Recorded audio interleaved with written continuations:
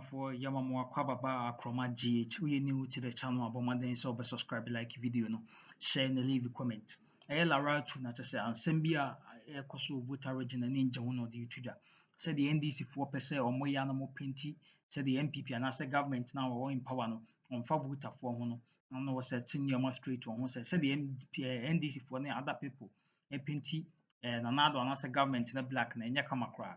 Na saa force alarm bi so a Okudzeto Ablakwa be ma say military wo voter region no there is an order from above so be en free honom no more so omunjai so omo victims no be omo call back to camp no was say anya no kre it was a force alarm Okudzeto Ablakwa yes what the be cause so fear and panic among his people what the yankuni kuti lera to abra or to jam. Annie, when you have last week when you spoke to the deputy CEO of you remember we had people sending in messages and saying that they were not aware and all that. What did he say? They were in talks with the district assemblies. They had sent warnings. Local government. Yes, the point I'm making is that when there's a situation and you want to reduce the conversation as to who didn't do what and what didn't happen, when people are in distress, you may miss it. If you've been following the conversations, NADMO says that they sent warnings. They were disregarded. Right. Metro services gave warnings. According to VRA, those warnings were not accurate. But those conversations, for me, until the people in distress have been taken care of, those conversations, for me, are not conversations we should be having now. How are the people going to be safe so we don't lose lives? That is what we are looking at. It's NADMO. So how are you saving? So how are you saving the people? What's government doing? NADMO is in there.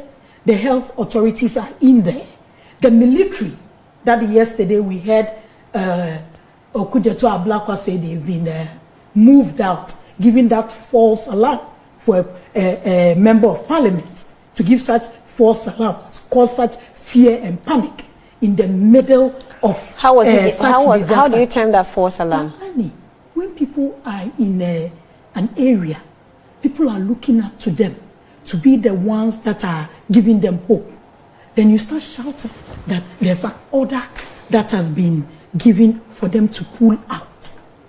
What are you doing to the people in there? You are not being fair to the Honourable Member of Parliament. I'm not being fair to who? So the Honourable Member saw that the military was packing out. Then he started shouting. Is that what you're saying? Honourable Member saw the military packing out. He said he used the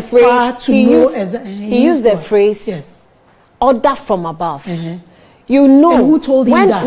When these guys were demonstrating, the Occupy Jilobi House demonstration, and Bridget was attacked, she used order from above. That's because that's what she was told when the police accosted her. That's what she was told. So she also repeated order from above. Order from who? It's the same thing you would say Ablakwa went through. Someone told him that order from above said they should move out because the situation is, calm now. So they were moving out. So in his statement, which I think I took a screenshot so you can put it up.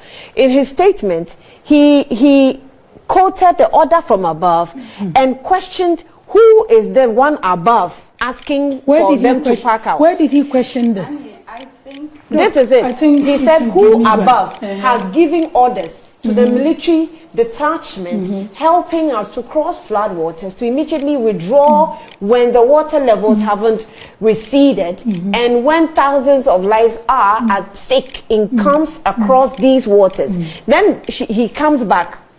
I think after making this noise, he comes back. This release was. I think we're digressing. Yes, he has to make noise. Annie, I agree. I think we're digressing. I think we're digressing. Making this matter about the Honourable Okudzeto Ablakwa. Well, it situates in her analysis. We are digressing. We're digressing. When my sister was talking, fear and panic, and you think it's digressing in the middle of a crisis.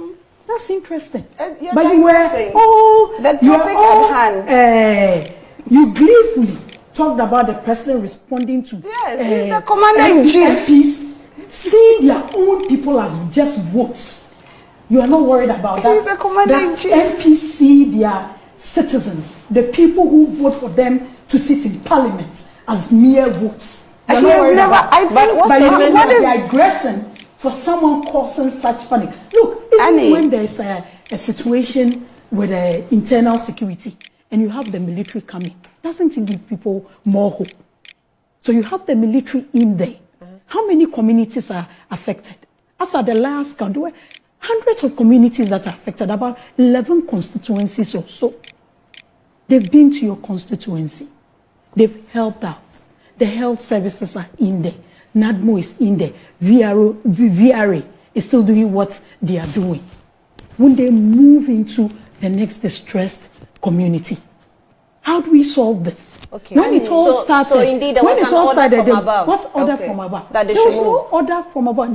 You just showed us the statement from the armed forces, yes, isn't it? But you're analyzing. Does the statement say order from above?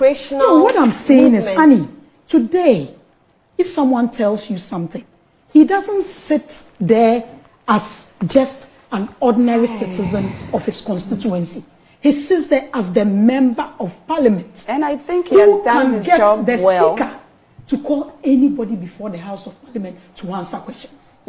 He sits on a committee that can call people to come and answer questions. So such a person with all those privileges at his disposal, hears someone says order from above, hearing the history of order from above that has never been identified. This order from above since 1992 has never been identified. You, member of parliament, you hear such a thing.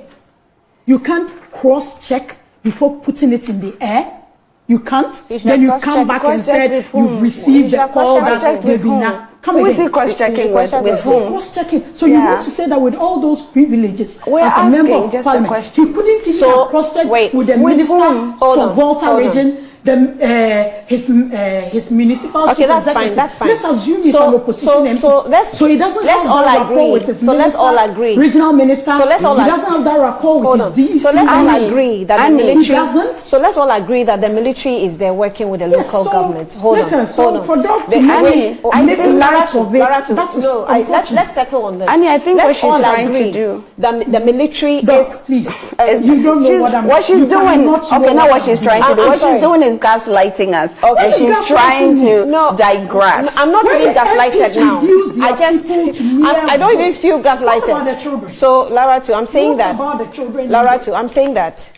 And you sit down and the military. Hold on. The military is there carrying out. Hold on. The military is there carrying out an operation, right? And they are doing this operation in collaboration with the local government, which includes the MP. Yes.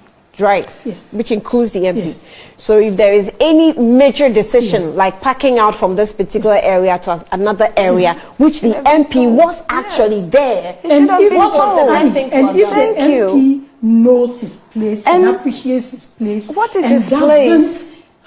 Doesn't have any ulterior motive and really has his people at heart, the first thing, rather than running to your social media, was to check with your other colleagues who are part of the operation. So that is what every responsible person does. It is when you check with them and they can't give you information, that is when you go further. That is when a responsible person who wants to give his people hope, a responsible MP who wants to give his people hope, not seeing his people just as both, seeing his people, especially the children in the middle of this, seeing them as people who need help, must be helped.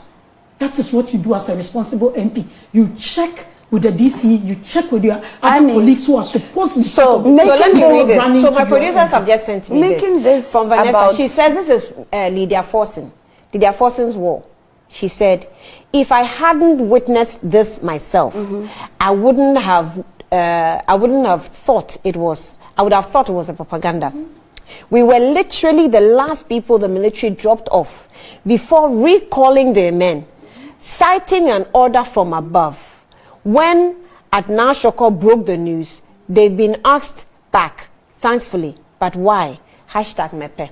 Thank you. So I'm just saying that. Let me take it from where she left off. I'm sorry, because the MP was there, he asked. He sought to understand why you are doing what you're doing.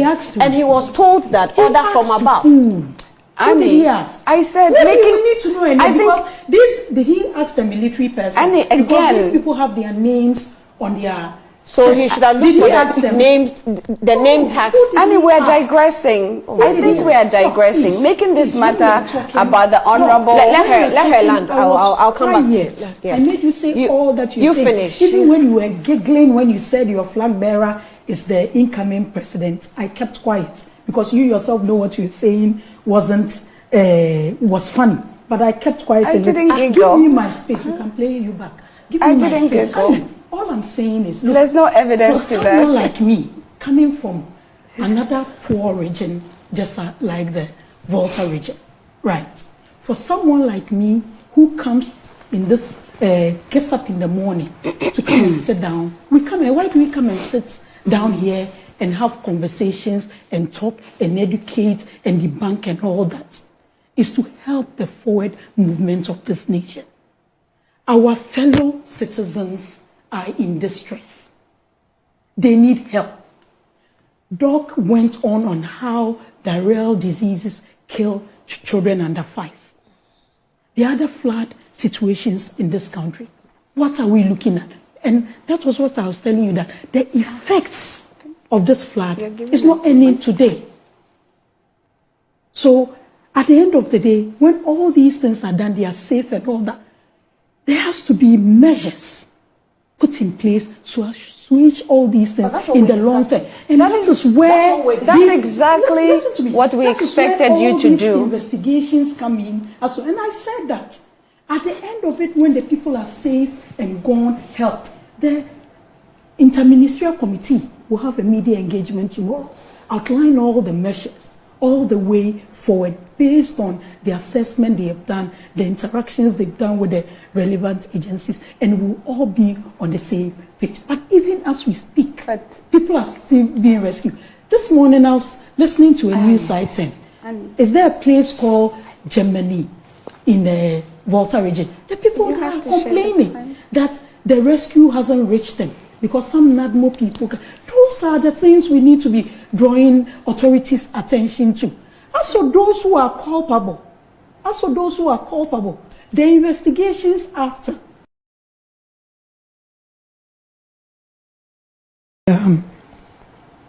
Doc is this morning. She seems to know what I'm thinking and what I want to say even before I say anything. But I mean, be as it may, when we sit here as people from our various parties and Ghanaians, we sit here to educate too. So this idea that Doc is pushing with respect to the calls for government declaring a state of emergency, I think we need to disabuse people's mind. You don't need to declare a state of emergency to get other people to help. In 2012, and it saddens me to go back to that, in 2012, when we had the Achimota disaster, did we declare a state of emergency before the Israeli government brought that 18-member team to help with the rescue efforts? So when we sit here to talk based on our backgrounds and our expertise, we need to be careful how we put some of these things. We have donor organizations here all the time helping in our health sector, in our education sector, in all those sectors. Those may be planned. But every agencies, most of these embassies and consulates and consulates and all that have emergency numbers and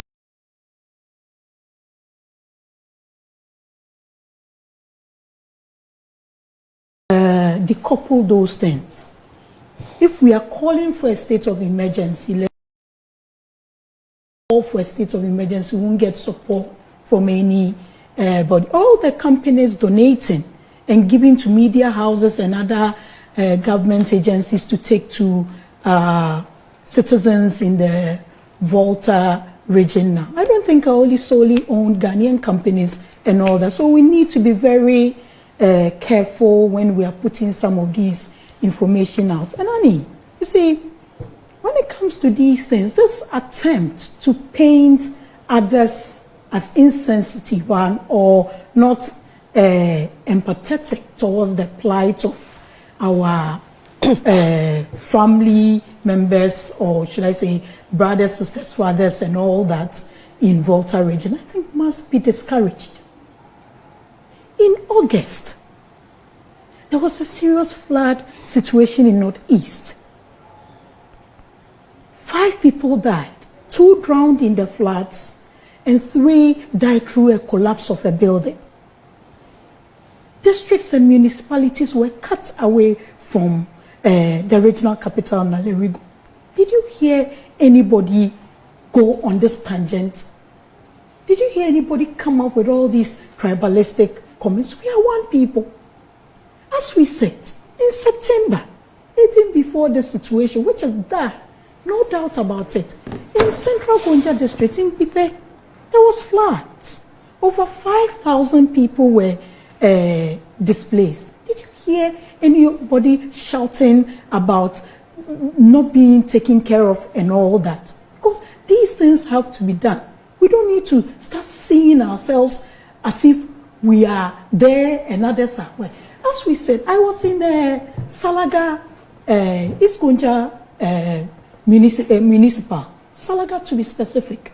When we got there, the MC was rushing out. Why? Someone had died around the Makango areas. As of yesterday, when you look at the situational report, over 3,000 people have been displaced. Close to 560-something houses are affected. It happened on Tuesday. 2 people have died already. It's today. It was last night that the MC was called to come for relief items from Bipe this morning. So when it comes to these issues, we need to let cool heads prevail.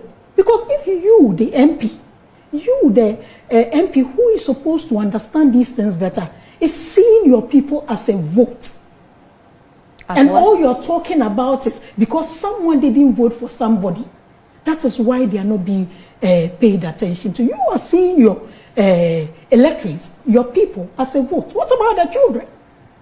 Doc has spoken. Last week we sat in and spoke of the health implications. It may not end today. Even if the water finds its level, people are evacuated. People are moved to higher grounds. Makeshift abodes are made for people. The impact of floods go longer. When you take the poorest regions in this country, what are they? The 4 poorest regions. Upper East, Upper West, Volta region, and the Northern region. Northern region used to constitute now Northern region, Northeast and Savannah. When you take Volta, it constituted Volta and Uti.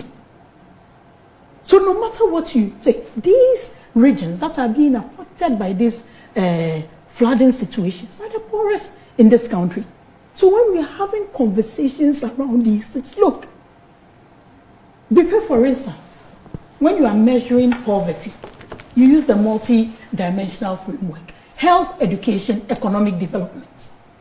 If you take Bipe district, one of the 20 poorest districts in this country, a little over 68% of the people live in a poor household.